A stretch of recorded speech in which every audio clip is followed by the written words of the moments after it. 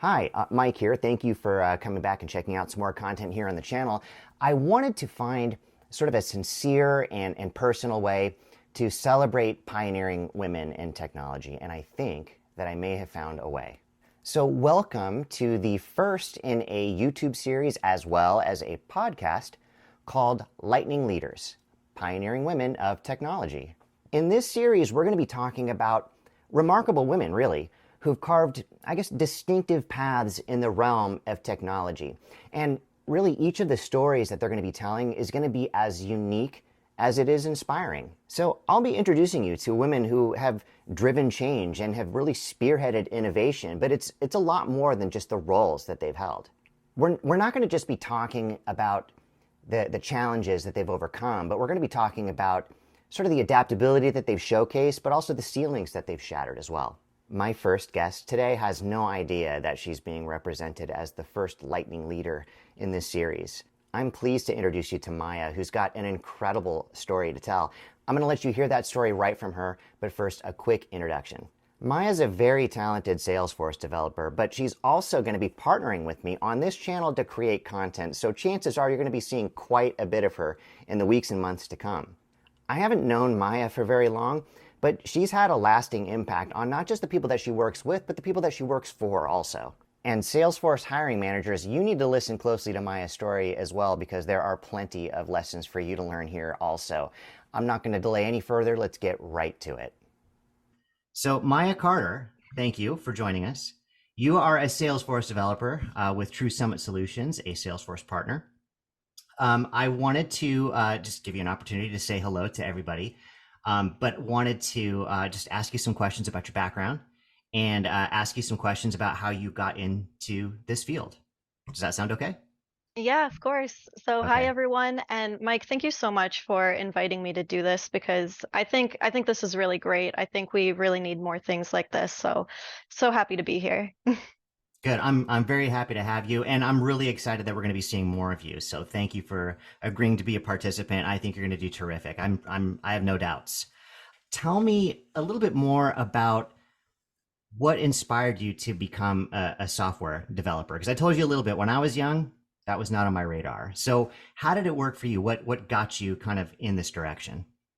Yeah, so I definitely didn't always see myself as a developer. I actually thought of myself as an artist and a creator, but I always enjoyed logic problems, and the art ultimately led into the programming when I started building video games. So I did take some programming classes in college because, like I said, I enjoyed math and logic problems, but it didn't really click at the time. To be honest, I had a kind of heartbreaking internship as a software developer that How'd that really made go? me, What yeah, what because awful. you touched on it a little bit when we talked, but what happened there? Yeah, so I had, like I said, I was taking programming classes in college, and I had about 3 semesters of CS courses under my belt. They were all kind of around C++. And I managed to land this internship doing front-end JavaScript development, which was really different from what I was, learning in school. And I thought it would be okay. I don't know why I struggled so much back then to find resources. Um, Resources for JavaScript, you mean? yeah, to learn to figure it out, right? Whether it's YouTube videos, Right. yeah, just anything to help bridge that gap Hmm. between what I was doing with C++ and this JavaScript stuff. But what happened there is that I got my first assignment, and I was completely stumped. I had no idea what to do, and I tried to reach out to my boss for help. And he just kept sending me the same link to documentation Right. every single time and getting like increasingly agitated Oh that I yeah. couldn't figure it out myself. And like everybody talks about, imposter syndrome, and it's usually presented as this kind of irrational fear.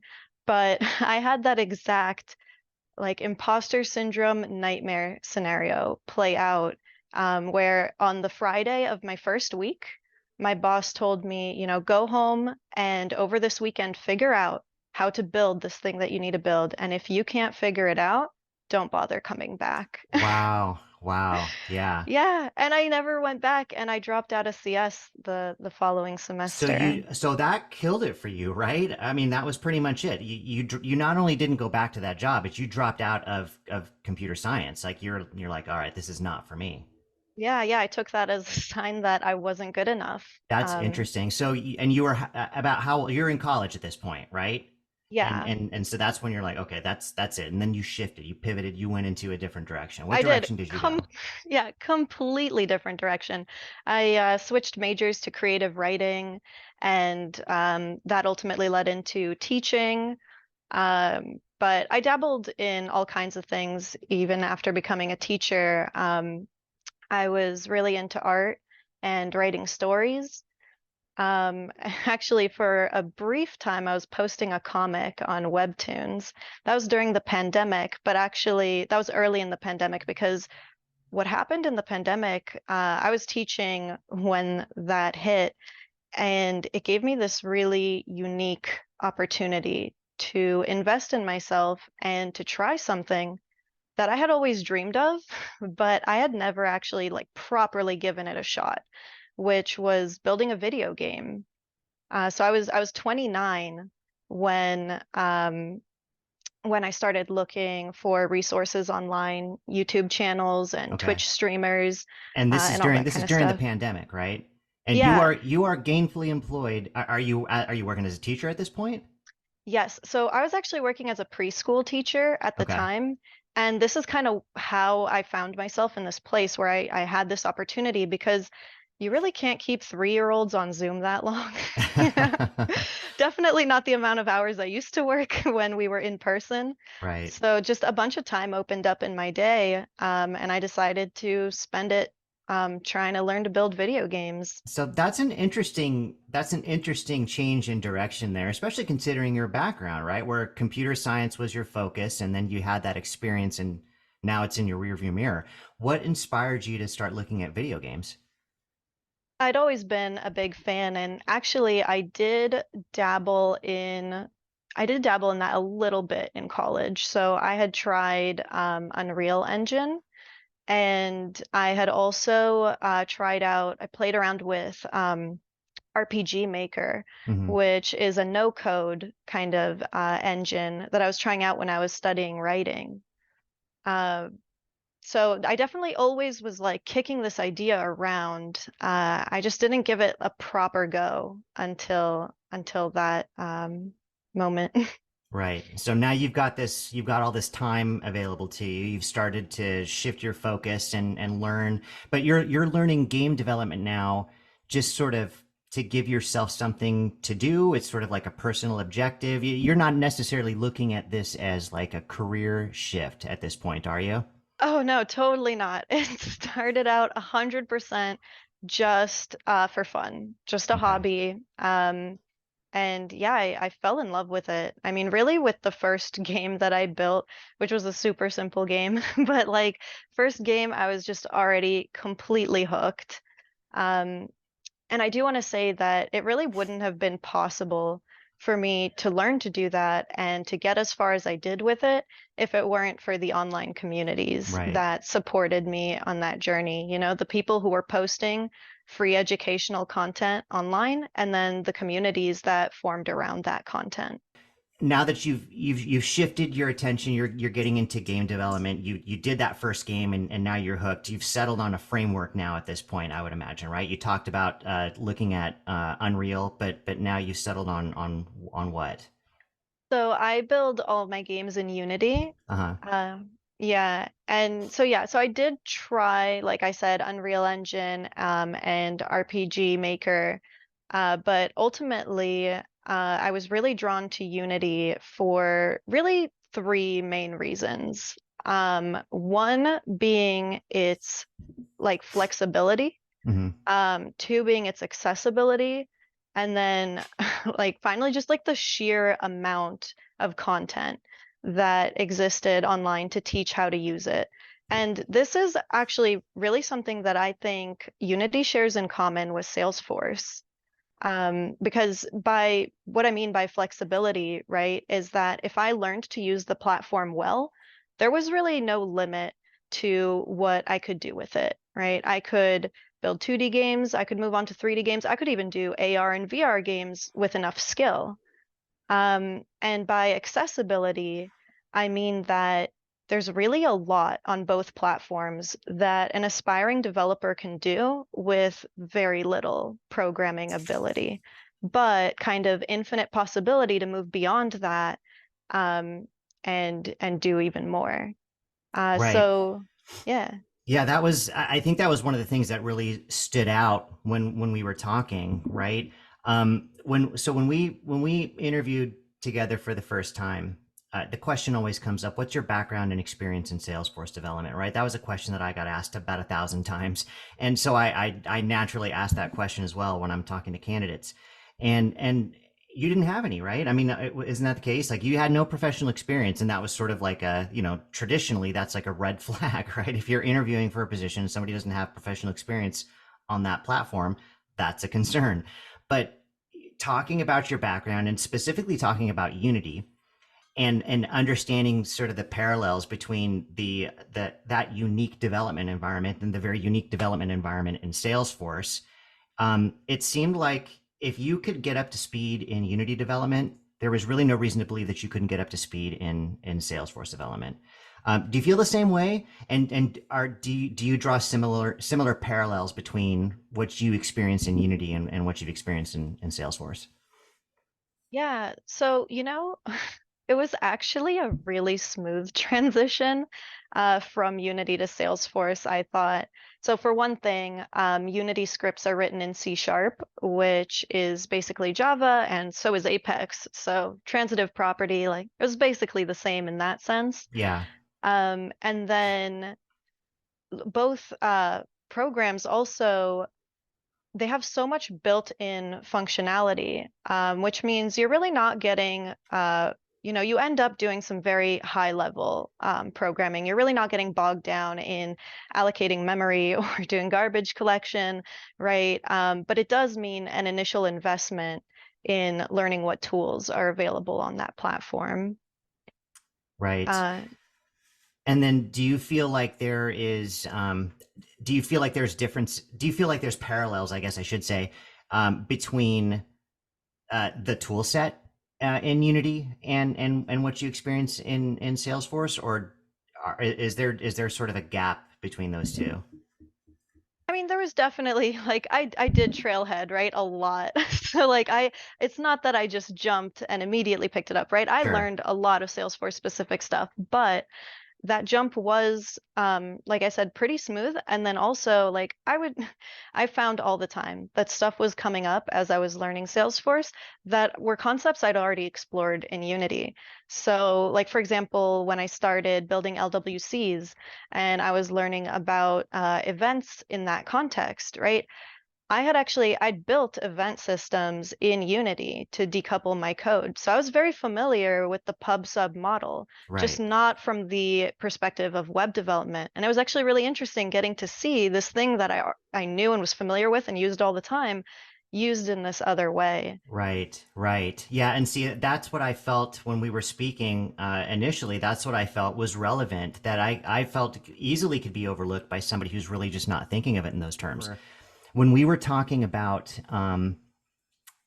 we were going through sort of the technical portion of the interview, and I asked you a question about abstract classes, right? That's Yeah. a question that I always ask. And could you share what you had said to me when we talked about that the other day? Yeah, so this is really funny actually because, I went into that interview with you like expecting to tank it. Like I did not have the confidence. I didn't think I was ready. I was throwing myself into an interview with this mindset of like this is practice. I'm going to desensitize myself to the fear and like then when I actually am good enough, like then I'll be able to ace the interview. And what happened was that I actually had just built my very first state machine before we had that interview for a game jam. Uh-huh. And So the state machine, right? Every state, the state was an interface, right? And every state was implementing those methods that then the state manager could call and say, the enter state for whichever state and their Right. updates and all of that. And so I had just worked with this, and then I was sitting with you in that interview and expecting like a question I wouldn't be able to answer, and then you asked me this. And I got so, like, I was ecstatic that Yeah. I could answer your question. I just got so excited. I think like, I went off. I started telling you everything I Yeah. knew Yeah. about abstract methods. I think I even went into virtual methods, just like, I just started ranting. Like, Yeah, yeah, it was great. It was great. I'm like, see, that's what I'm saying. It's funny because I firmly believe that had you gone into an interview with any other hiring manager, that they would have been uncertain. But I felt like you slam dunked the answer to that question. So I'm glad that you remember that. I love that. I really love that. well, So yeah, go ahead. I just wanted to say that I think the only reason that was possible, that I could think that I was not prepared, but then have you ask a question and just like, oh my gosh, I could talk about this for 30 minutes, right? Like, was because I was building stuff every day. I might not have Right. been a professional developer, but I was writing code every single day. And I Yeah. don't think it really matters whether that's in Unity or in Salesforce or, in whatever other language or framework that somebody is tinkering in. Oh yeah. Oh yeah. Totally agree with you. Totally agree. Yeah. I think you're right. I mean, you've already stated like two of the 3 points that I try to make with consistency as far as, like what do you need to do to, better qualify yourself for those positions. No, you totally nailed it. Yeah, right on. So where I was going before I went off on that tangent was, you've gone down the road of game development. You've got your comfort level there. Everything's good. What made you decide to say, hey, given I've got this experience and I want to turn this coding experience into a career, I think I'll take a look at Salesforce. What inspired you to go in that direction? Yeah, so actually, in that regard, I learned about Salesforce through my husband because he himself is a Salesforce developer. So he was actually really supportive Yeah, when I was exploring Unity and software development, and when I started talking about maybe wanting to make some sort of career change. And he led me that way because Salesforce, it looked like a really good fit in that there were, hundreds or probably more like thousands of hours of tutorials, right, on Trailhead that I could do for free to learn how to develop on the platform. Be really similar to the kind of learning journey I'd had before in Unity. And then if I was able to learn all that stuff, I could go and get certifications that I was hoping would give me some credibility and help make up for the fact that I didn't have that previous work experience or the CS degree. that's great. That's great. Well, I mean, it worked out even better, I think, this way. So I got to ask you, now that you're here, now that you're a part of the whole Salesforce sphere, do you think you'll stick around? Is it exciting enough for you to stay with us for a bit, or are you looking for something more exciting now? You know, I have to tell you, like this last year working in the Salesforce ecosystem has been amazing. Like, I have enjoyed it so much. I've gotten to meet and learn from just incredibly talented and intelligent people in consulting. And while I do continue to do game jams, by the way, I didn't go into that too much. I can talk about that in a sec because I'm sure our viewers probably don't know what game jams are. But I'll say while I continue to build games, and I still have this vague dream of someday creating some kind of indie game that I publish, um, I'm looking forward to a long career in Salesforce. You know, I just, I really enjoy, building solutions, building something that is efficient, that's reusable, something that's going to be intuitive for users, that's going to streamline their workflow, make their lives easier. Like, I find all of that super rewarding. And I want to get better at it and continue to do it for a long time. And I know that there are resources on Trailhead and in the Salesforce community that are going to let me learn how to do that better and how to reach those opportunities. Yeah, absolutely. Absolutely. It's interesting because, and we talked about this before, as a game developer, you're writing software for people, and that's no different than what we're doing for Salesforce, right? And you have a passion for good software. You want it to work. You want it to be extensible, and you care about the people that are using that software, which is perfect. That's exactly what they want in game development. It's exactly what they want in Salesforce. So I'm glad that you're going to stick around. Um, Talk to us a little bit more about game jams, because I know that the game development thing has been a huge part of your journey, and I'd love to hear what it is about doing that you actually find the most rewarding. And we've talked about game jams before. I'd love to hear more details.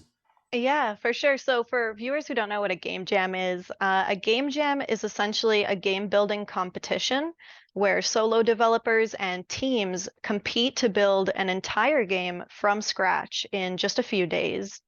Uh, it is a whole lot of fun. I've gotten to meet just I've gotten to collaborate with so many incredible creators by doing that. And it's also actually the way that I filled up my GitHub and created a portfolio of my work.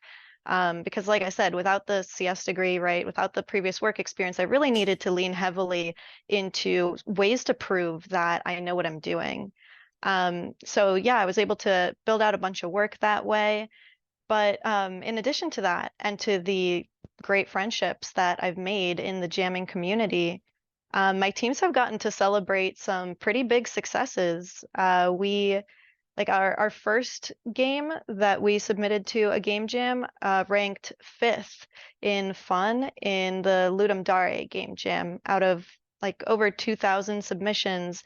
And then after that, we won the Streamer's Choice Award in the Scorespace game jam, which, by the way, our leaderboard for that jam got hacked, and somebody gave themselves an impossibly high score. And at the time, like, I couldn't fathom how they were able to hack our game like that. But now, as I've been learning LWC and I've been learning more about web development tools, right, I'm starting to see how it would be possible for someone to use the inspector to snag our API key Yep. and make a call out to our leaderboards server. Oh, that is funny. That's exactly what they did too. That's hilarious. That's Yep, hilarious. yep. See, always learning, right? Always learning. That's funny. Well, that's great. Well, listen, Maya, I am very, very grateful to you for coming and interviewing with us and accepting the job. I'm very grateful to you for sitting down and chatting with me today. Very, very grateful to you for contributing content to Big Five Cloud in the future. But I am also very, very grateful to the great wide internet for providing you with all the content that you've used to learn and to grow. I am very grateful, by the way, to your husband for pointing you in this direction. You make sure you let him know that I said thank you. But thank you sincerely for your time today, and I am really looking forward to collaborating with you more on this channel and producing more content so that we can continue doing what's been so beneficial for you. So thank you for your time today.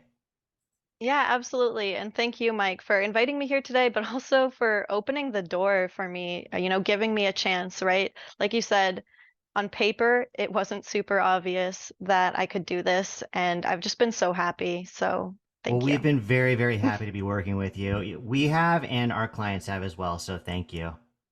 She is just incredible. I'm so delighted to be working with her, be partnering with her on this channel. And I got to say, I actually take a little bit of credit for some of the successes that she's enjoying here at work. Every time I hear some good stuff from her, I kind of give myself a little pat on the back and go, that's right. So thank you so much for your time and your attention today. I'm looking forward to talking to all of you and partnering with Maya on more content. Check us out soon. If you haven't subscribed, please do so. If you like this video, please give us a like, and I'll see you in the next one.